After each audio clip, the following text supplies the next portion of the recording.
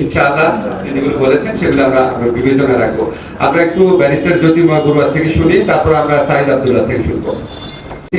জুলাই গণঅভ্যুত্থানের আগের ঘটনা মানুষ কিন্তু প্রচন্ড এফেক্টেড হয়েছিল যে এইভাবে একটা দেশে দুর্নীতি হয়, এবং এটা একটা আমাদের প্রচলিত ধারা সাংবাদিকদের জন্য একটা বড় শিক্ষা ছিল যে এত রিসোর্সের পর তারা কিছু করে না, ও এককভাবে করেছে। আমি স্পেশালি এটা বললাম, এটা একটা খুব রিমার্কেবল ঘটনা ছিল, খুব এক্সেপশনাল ঘটনা।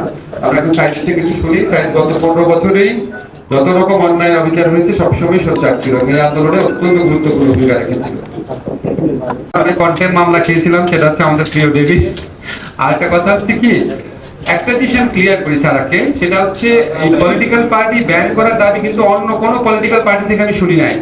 এই দাবিটা এসেছে ছাত্র জনতার আন্দোলনে যারা জীবন হারিয়েছে, যাদের অঙ্গহানি হয়েছে, যারা চোখ হারিয়েছে, যাদের বুক ব্যথায় মানে চুরমার হয়ে গেছে, তাদের পক্ষ থেকে। পলিটিক্যাল পার্টি অন্য কোনো পলিটিক্যাল পার্টি ব্যান চায় নাই এবং চাওয়ার কথা না। যাই হোক, আমি এখানে আলোচনা করবো, অনেক ইনোভেটিভ প্রস্তাব আসছে।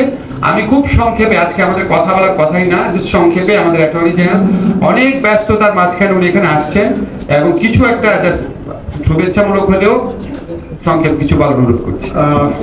ধন্যবাদ স্যার। এই ধরনের কথা হয়েছে, ওনারাও বলেছেন।